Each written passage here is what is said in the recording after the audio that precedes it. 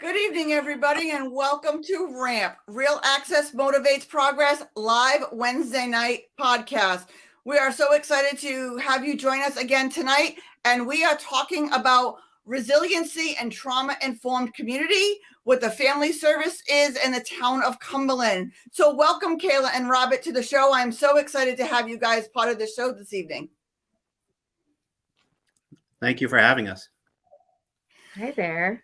Let's get right into it tonight, and let's have each one of you introduce yourself, where you work, and what you do. We'll start with you, Kayla.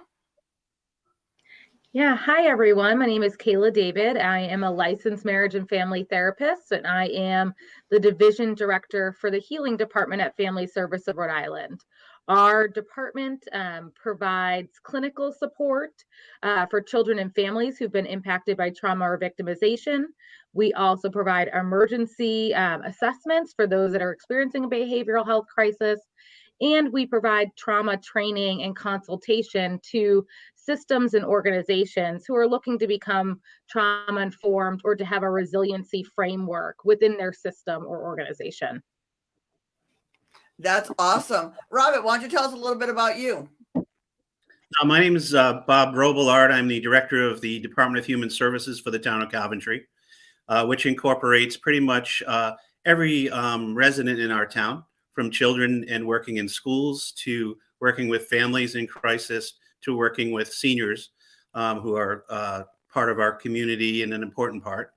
And we provide pretty much the health and human services aspects of connection and mapping out options for folks in our town. And one of the strengths that our department brings is we are pretty strong community collaborators. So we have collaborations within our community, also within the state and the federal government. That's amazing. You do so much, and anybody who's watching probably knows who you are already, but thank you for introducing yourselves. One thing I want to clear up right away is, Kayla, I'm going to start with you. What is a trauma-informed community? What does that mean so people know exactly what we're talking about? Yeah, well, first we have to say what trauma is, right? So trauma is an event or a set of circumstances that we experience as individuals that is physically or emotionally harmful. So oftentimes that's an experience that is perceived as life-threatening or might have been life-threatening.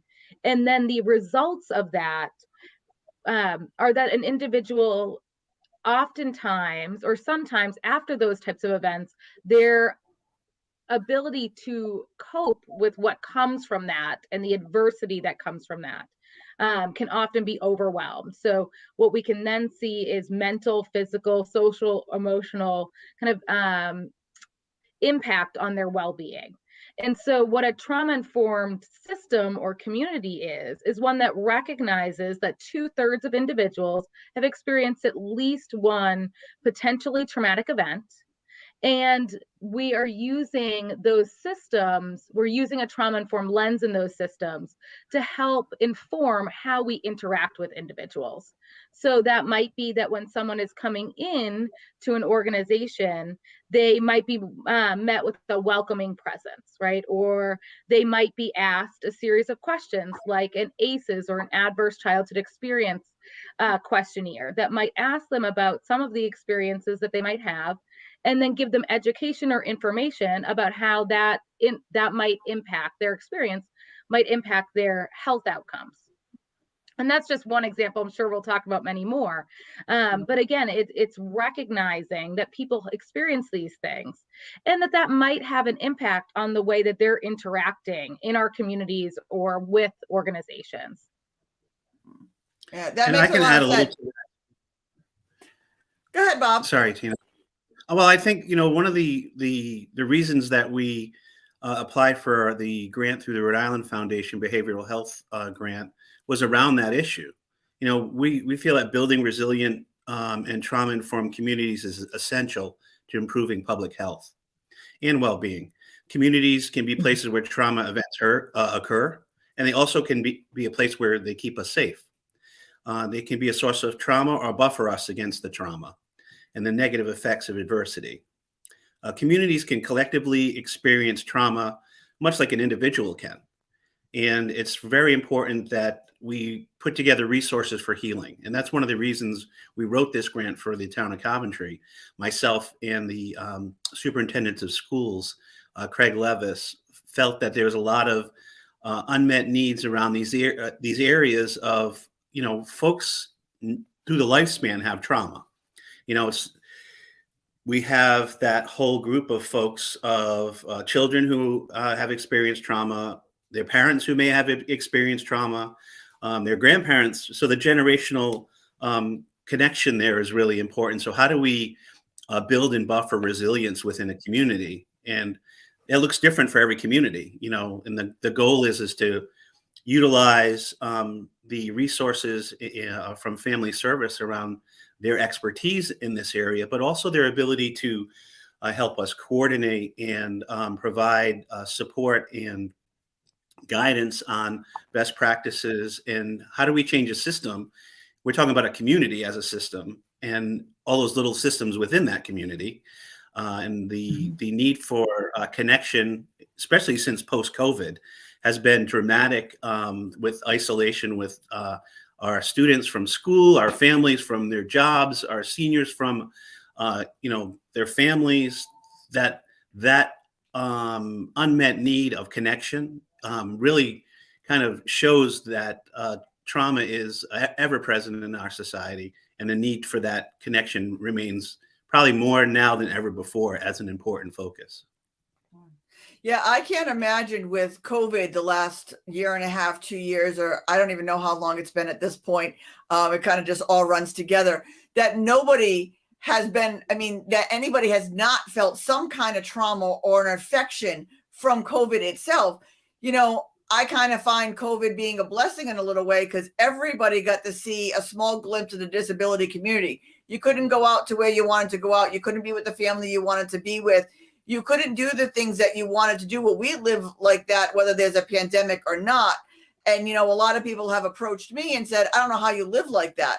I said, well, we make the best of it. And now that the world is opening, take us with you. So, Bob, tell us some of the ways that when the world is opening up and dealing with everybody dealing with some type of trauma, how Coventry and this grant is helping you move forward.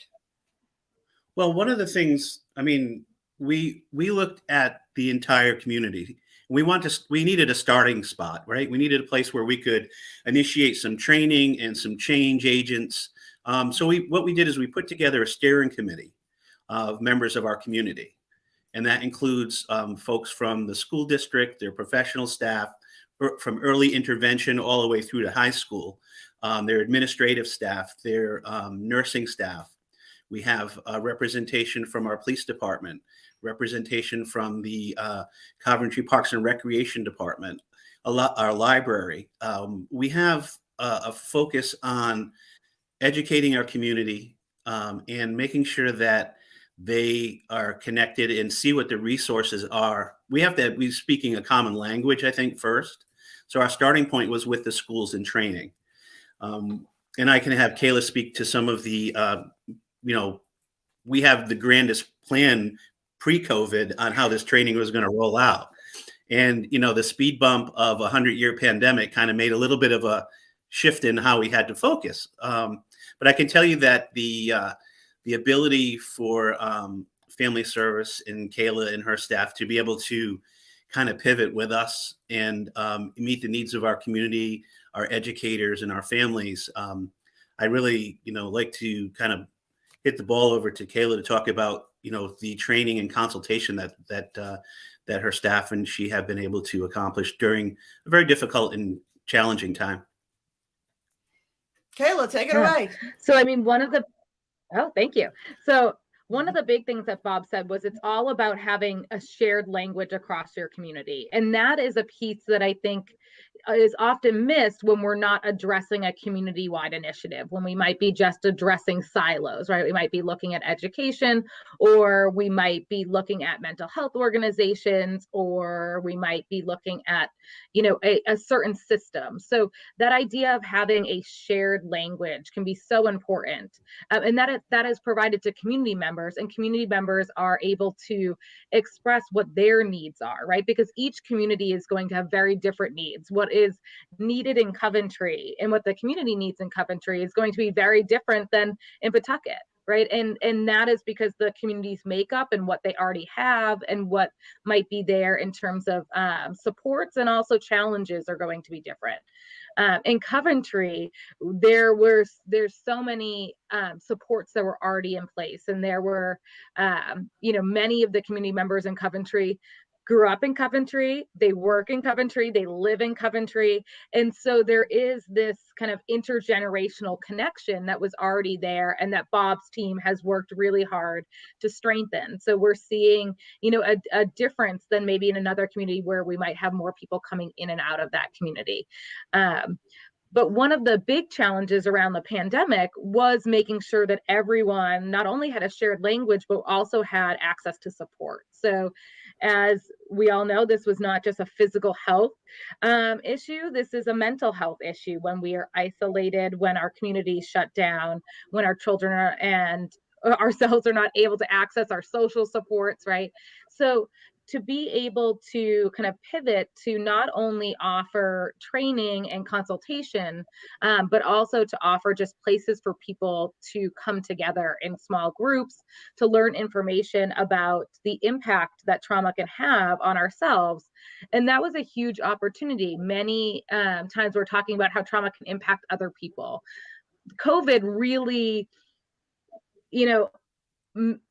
made all very real for everyone that we were experiencing something that was impacting our mental health, that was having an impact on our ability to cope, right? And so to be able to offer those supports and to talk about things like secondary traumatic stress, which is how hearing the stories of those who have been traumatized and working with those that have been traumatized impacts the responder. So that responder might be a police officer, it might be an EMT, it might be a teacher, it might be a therapist, or it might be someone that's working in a community organization. But it really became clear that we needed to be talking about secondary traumatic stress and traumatic stress at the same time, and providing not only support in terms of giving support to children and community members, but also to the helpers that were there on the front lines, especially during the beginning of the pandemic, that were experiencing such a high amount of stress as they were trying to navigate supporting our communities. Yeah, especially in the beginning of the pandemic. I know I work very closely with the teams making the executive orders and stuff, because for every executive order that they made could alienate a community or could be a roadblock, like, this contactless delivery, which great idea, but how did me in a wheelchair home by myself get the bags from my front steps to my table? Or if I'm blind, how do I even know where my packages or how many packages are out there that I need to get in? So we always had to pivot to make sure that we had teams, and we came up with code words where people could enter the home because they'd have a code word that only that person would know. And, we came up with some ideas.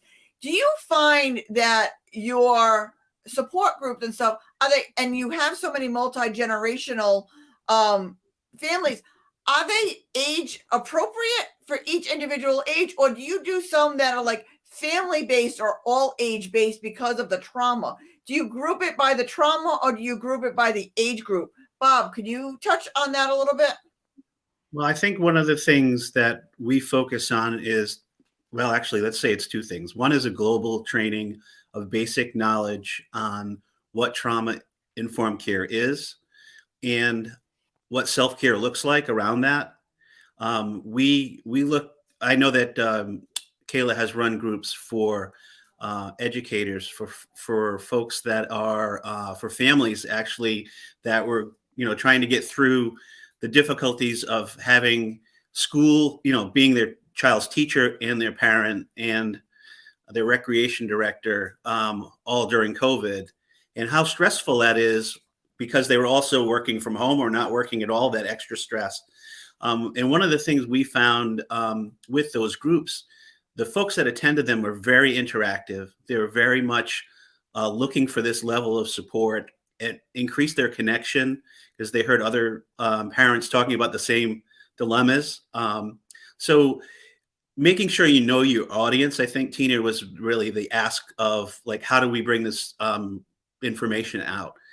Knowing your audience is making age-appropriate interactions and education for children, for families, for educators, for our municipal departments, because part of this grant is training, a global training for also our town council and our school committee, because those folks need to be aware of the impact of trauma and the benefits of having the that common language that Kayla spoke of, and to have the ability to know where your community resources are and to stay connected.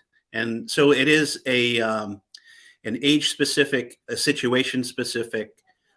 It's not a training specifically about a certain kind of trauma, because there's so many different types of trauma that happen in folks' lifespan, that it's such an important way to generalize that need, that unmet need of, let's look at how we interact with the people around us. Let's look at how, we know a kind word can go pretty far, and we know just the opposite can go equally in a negative direction. So to have the opportunity to have these conversations about what's really a community mean, and I think that's something that gets lost in social media, and it gets lost in some of the interactions that happen in public, especially post-COVID, with there's a lot of stress that's still present. So trying to build that resiliency within a community is having those conversations of, how do we get through this together, and you're not in it alone. And I think that's one of the things, if you're going to define what community is, it is a community is a connector, and you're part of and not apart from. Yeah, I agree with you. And social media has been such a horrible thing, because people can hide behind social media and put a facade on that everything's okay, and they're really not okay. Or they make a post and you don't get their interjection or their vocals or their sound. So you don't exactly know sometimes how to take it, because people can hide behind that. I think that we need to be face to face. We need to be on a Zoom call, a live call, so you can see all of that. Kayla, how do you feel about that? Well, I mean, first on social media, I think it's more nuanced, right? Like, there have been so many amazing things that have come from increased access to one another. And we see that in the Black Lives Matter movement, right? A huge part of that was being able to connect across communities, being able to share our experiences. So I think that we need both. We need access to in-person kind of community support. And I also think we've been able to share a lot of information, and there's some great information out there from organizations about how to create trauma-informed communities and practices and what's going on that is accessible to more people because of social media. So I do think it's a both and getting back to what you were asking about, age appropriateness. I do think there's, as Bob was saying, there's some universal practices, and then there are age specific kind of conversations. So the way that we might talk to a preschooler about COVID or about a trauma that they've experienced is really different than if we're talking to an adult, right? And yet, to get that information out to people, we all have to have a shared language, right, when we're talking about trauma. And we, in Coventry in particular, we did work with teachers and with parents to get that information out there of how to have an age appropriate conversation, especially about COVID. One example that at the beginning of the pandemic, one of my colleagues was talking about her daughter, and she was saying, I had told her there was a bug, right? Because that's how we often talk about, sicknesses, is that there's a bug. And that was kind of the language that they were using at the beginning of the pandemic. And she said 2 days later, her child was outside in their backyard and was getting very kind of dysregulated and very upset and kept swatting. And she said, "What's going on? What's wrong?" And the child said, the bug is going to get me, and then I'm going to become really, really sick.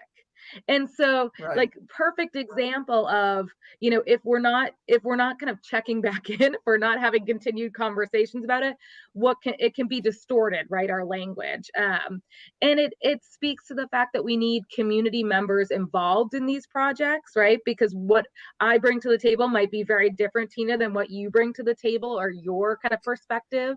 And unless we have the community kind of coming together, what can happen is that we're kind of creating, things that are not necessarily going to be helpful, right? So I think that's a Right. great part of the steering committee in Coventry, is that we do have community members, we have people from different disciplines that are coming together and saying, okay, well, if we think about it this way, right, just like you were saying about the executive order, right, if we, it's great if we can have, contact-free delivery, but how do we make sure that's accessible to everyone?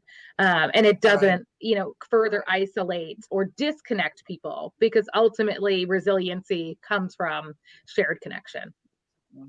I agree with you. I truly believe that we are stronger together, and nobody is going to make it through this world without us. I mean, every business that opens needs customers. Every customer needs a business so they have somewhere to go and buy.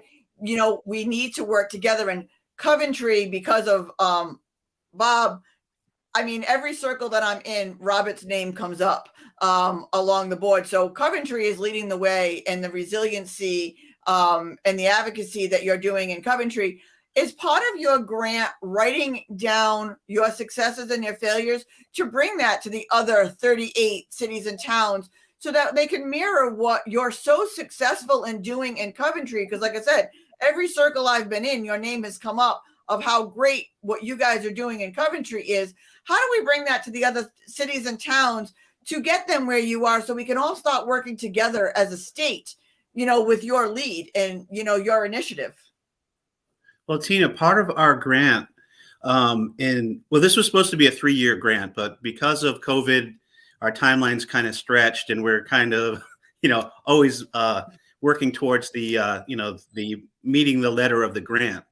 And Rhode Island Foundation has been absolutely tremendous and supportive and flexible with us. But part of the end product, and I think that's one of the things you're asking, is like, when we get through the learned, positives, negatives, and neutrals on this, we're going to be having a resiliency summit. Our goal is to bring the data that we've gathered. We're utilizing a tool called the Arctic, which is the attitudes towards trauma-informed care. And it's going to be a system-wide questionnaire to all the folks that are participating in this project.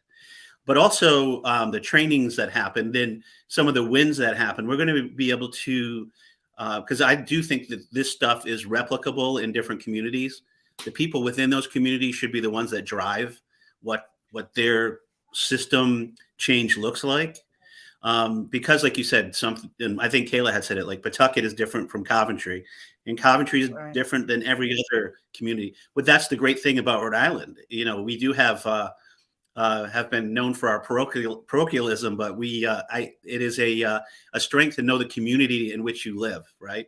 And a community in which you are a member. So the ability for us to show what we've learned and bring that forward and say, this is what happened in our time and space, and it happened during, a 100-year pandemic. This can happen within your community and can benefit your community and can connect where some folks are not connected. And the goal is to, we see Coventry as like the heart of Rhode Island. It's in the middle of the state.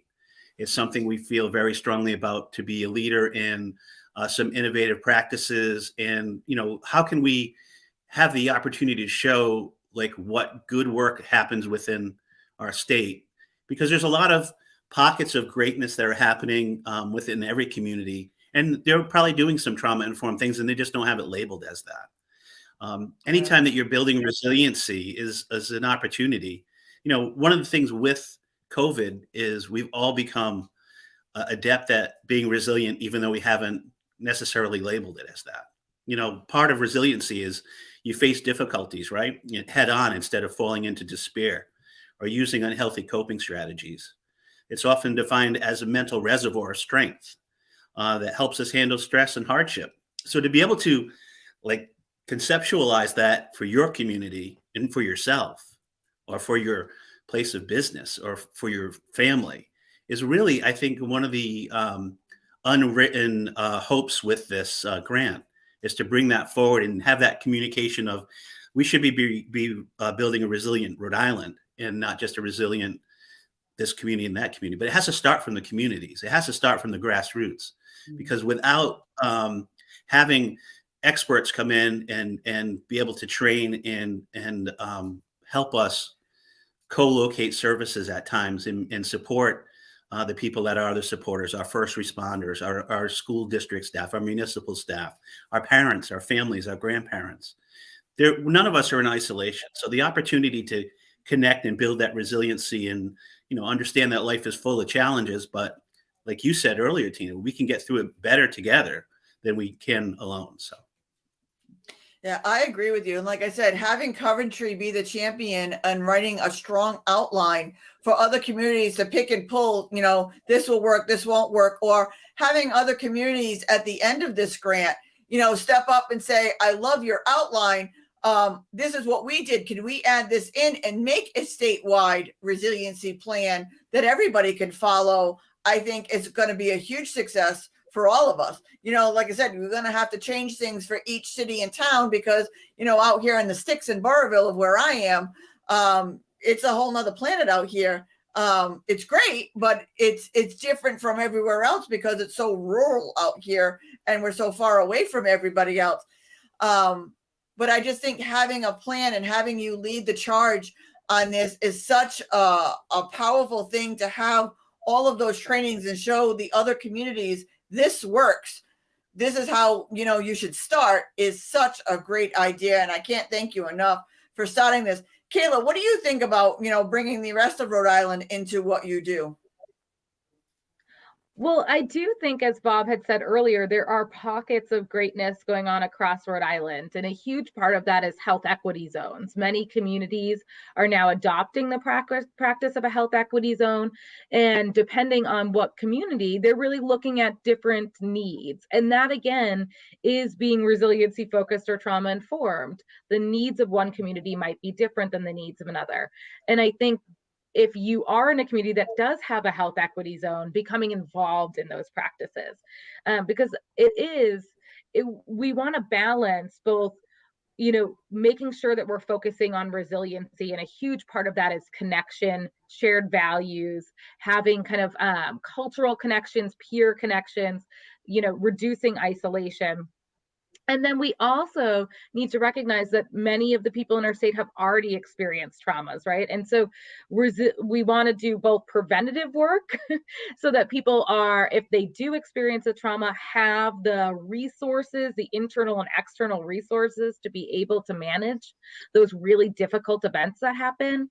And we also have to have in our communities things that are responding to what comes when we have communities being impacted by trauma. So that is high rates of substance use or overdose, that's mental health challenges, that's needing victim services specifically for those who have been impacted by trauma. We need to have rehabilitation services, right? So really it's taking kind of a look at what are the needs in our communities and how do we both make sure that in Rhode Island we are funding supportive services. We have a housing crisis happening right now in the state of Rhode Island. We have many families that are without housing or that are soon to be without housing. We have all of these stressors, right? We have many families that are living in poverty or do not have access to food. All of those things are going to increase the stress in a community, which is going to to inevitably lead to increases in adverse experiences or traumas in families that then leads to other, social, emotional, and physical health problems. So it's that lens. And I think Coventry is doing a great job of that, of how do we respond to individuals who have experienced a trauma, and taking on that lens of saying those traumas might have happened in the exact systems that we are now trying to create, trauma-informed practices in, while also then doing some of that prevention work and really making those points around connection and community and shared opportunities and, shared values.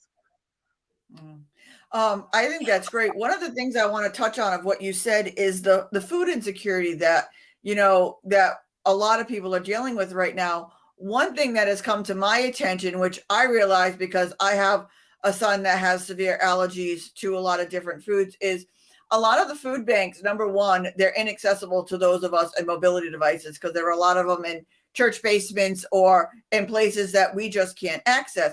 That's the first problem. The second problem is like right now, Ramp is collecting food cards from like local grocery stores or Walmart to give to families because of allergies or food restrictions or multicultural food needs that you just can't find at the food pantries. You don't want to change an elderly woman's full diet because they can't, that's all that's available at the food pantry. You want to make sure that they're staying within what they have because sometimes, it's changing.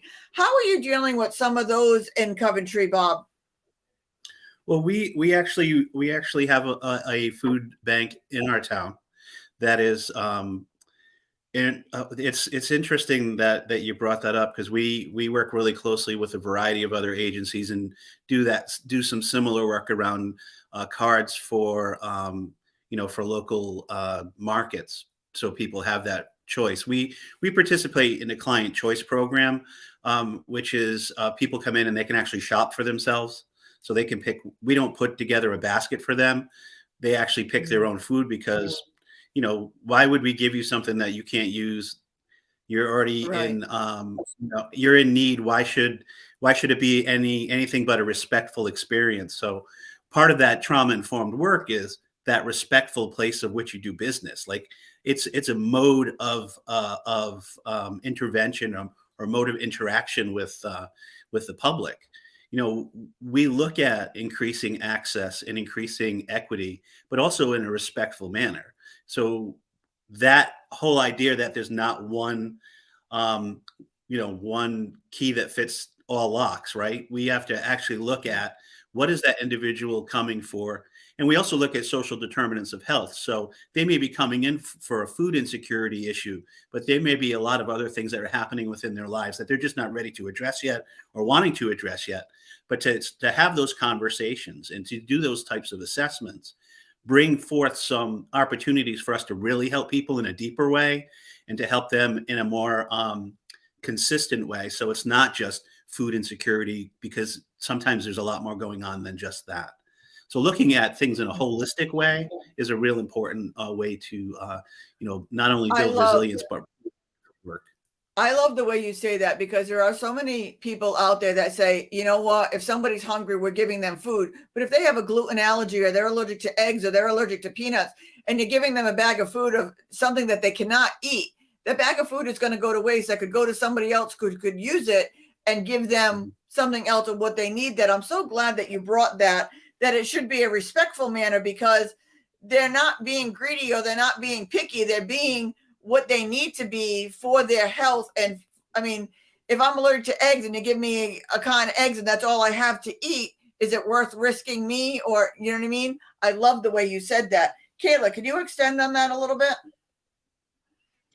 Yeah, I mean, I think a huge part of a trauma-informed community is one in which we are looking at the needs, right? The true needs of our community members. And the more that we can work to reduce things like food insecurity or housing instability, and we give people access to things, access to vocational support, access to employment opportunities, right? We reduce the risk of abuse and neglect, right? The less stress that families are under, the more likely it is that they will be able to manage the stressors in a healthy way. And so that, in fact, does that kind of prevention piece. So we know that we need those wraparound supports. We need people kind of looking to address some of those issues in our community. We'll also then, coming back and saying, okay, how do we make this different? How do we make sure there's connection? How do we make sure that we can reduce stress? And for children and families, we have lots of different programs. One that I'll kind of tote that's across the state is Family Care Community Partnership, which is a program that is funded by DCYF as a diversionary program. So you are not involved with the department, but it is a wraparound service. So they link you to supports, they link you to connections, they do an assessment of a family to determine what are the stressors here and how can we help and how can you access things, because for so many of our families, it is really difficult to find where they need to go, to understand SNAP benefits, right? To understand IEPs and behavioral supports for their kids, to figure out where they're going to live next if they're facing eviction, or to figure out how to make sure that they are able to continue to afford their rent, right? So if we can use programs like that, which are across our state, so there's lots of different catchment areas for FCCP, again, Family Care Community Partnership. You Google it, you find your catchment area. It is a totally free service to families, and it's available to help do just that, because it is really, really overwhelming, especially when And we how have can lots people of get different that? needs. Okay, let's give us the website or how they can go and they can apply or they can get that free service. So if you Google Family Care Community Partnership Rhode Island, you will find your catchment area, because each area of Rhode Island has a different organization that oversees that program.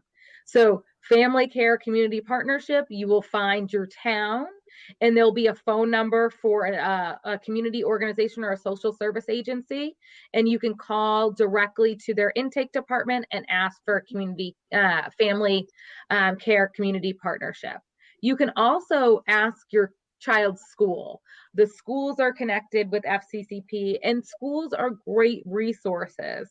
Sometimes we might feel nervous asking a school for help, especially if we're under a tremendous amount of stress, but they end up being a significant hub in our communities, and they often know about resources and want to help. Thank you so much.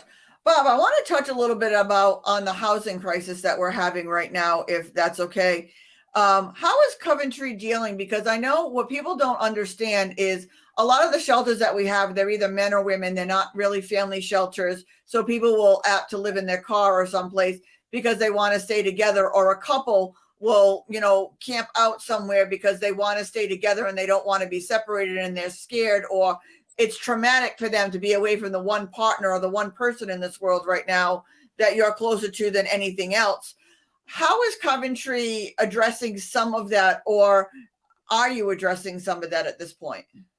I think one of the things, we're rural, like where you live. So in summertime, there's increased numbers of folks that are homeless that actually, will camp out in our communities. Not just Coventry, throughout the state. And we work really closely with the Homeless Coalition and with state and community partners on kind of on case-by-case basis, trying to help people negotiate systems, similar to the FCCP version, but for housing. But there's a crisis at this point. You have to have availability of an option for someone if they're willing to and able to transition from homelessness into, having a roof over their head with consistency. The opportunities and options right now for housing are very low, and it's disconcerting. I think a lot of the funding that's coming from the federal government needs to really strongly focus on getting a roof over folks' heads, getting some consistent programming and consistent support together for families. even with these agencies that, that provide the wraparound services, you have to have an option for them as well. And I think one of the things within the state of Rhode Island, since we are, small, and the housing prices are tremendous at this point in time, and the goal always needs to be what's his family's goal, right? Where do they want to be? What do they want to do? How do we help them get there? And sometimes it's baby steps to get people to where they need to be. And I think that's one of the things, if you're within, work for a singular community like we do, that we know people who need this assistance. Like we follow them, we track them, we support them. We try to get them to the supports that are in place. I mean, there's no emergency housing in Coventry, and I think one of the things across the state is there's less and less opportunities, unless this funding goes in the right direction and actually supports folks to be successful in their communities. I mean, part of this trauma-informed work is around how do you get someone to a point where they feel that being part of a community is an asset and not a liability. And I think that is on that one-to-one basis, that one family service piece at a time. And I think helping people see that they can be resilient even within a housing crisis is a lot of the work that we do in Coventry.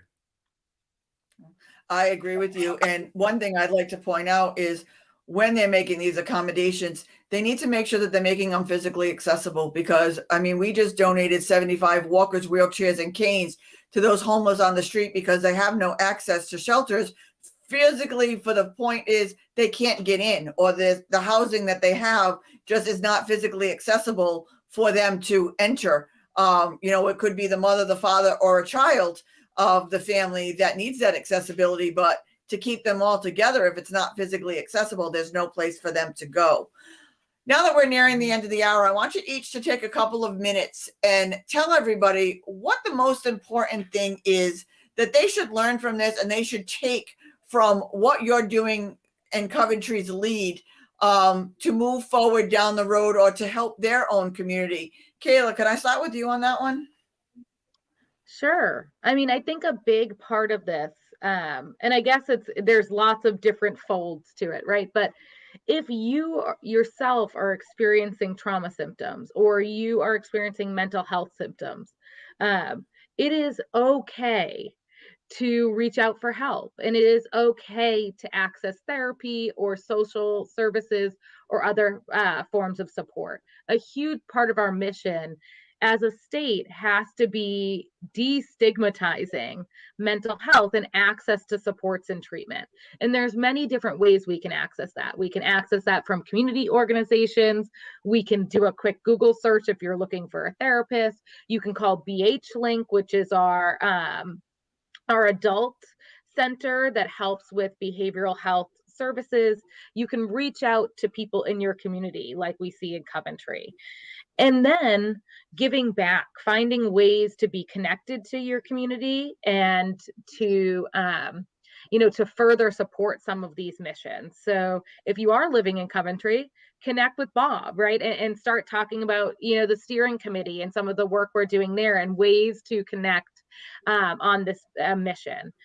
So it's really twofold. If we can, it's really connecting back to our communities, and that can be little practices. It might be getting our kids involved in local organizations or volunteer opportunities. It might be doing that as a family. I remember when I was growing up, we would all, paint it was called Paint the Town Red, right? And you would go and paint what seemed like what hadn't been painted in a very long time. Like we did a big wall in the center of our town that really needed some painting. But finding ways to connect back to your community and to do that as a family can be really helpful. And again, just talking about mental health, all of us talking about stressors or talking about mental health needs, and really destigmatizing that, because we don't know who we might be talking to, that it might change their outlook enough to say, I do really need help, and I can connect. And knowing when people are calling us, if we are working at organizations, we don't know what has happened to that person before they've gotten on the call with us. So, being, we might not be the right contact person, but how can we make sure that we have warm handoffs or assist people in getting the help that they need?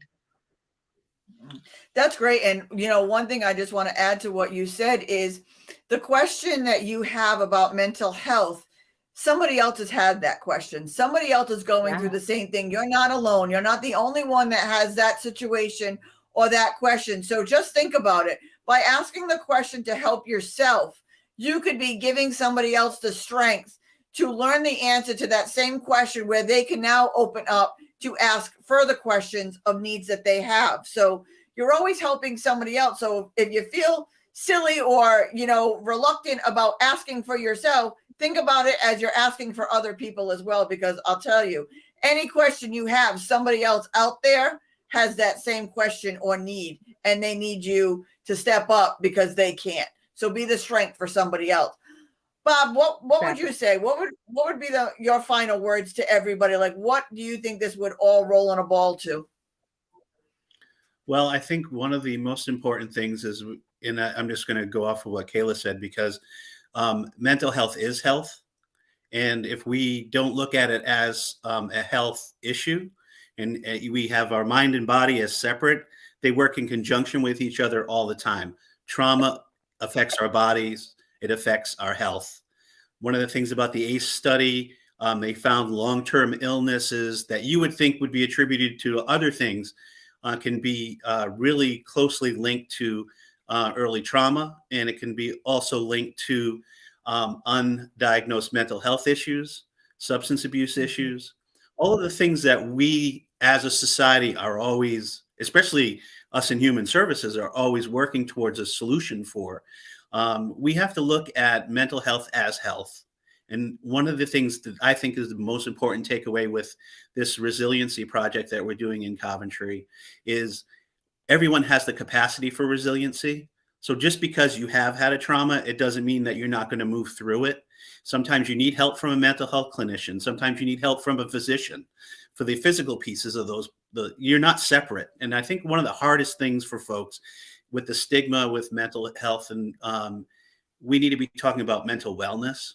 We need to be talking about resiliency. We need to be talking about the positive impact of connection for folks, and not be focusing on just the trauma. We need to be focusing, how do we help someone deal with trauma?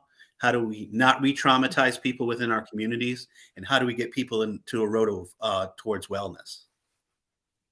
Yeah, I agree with you.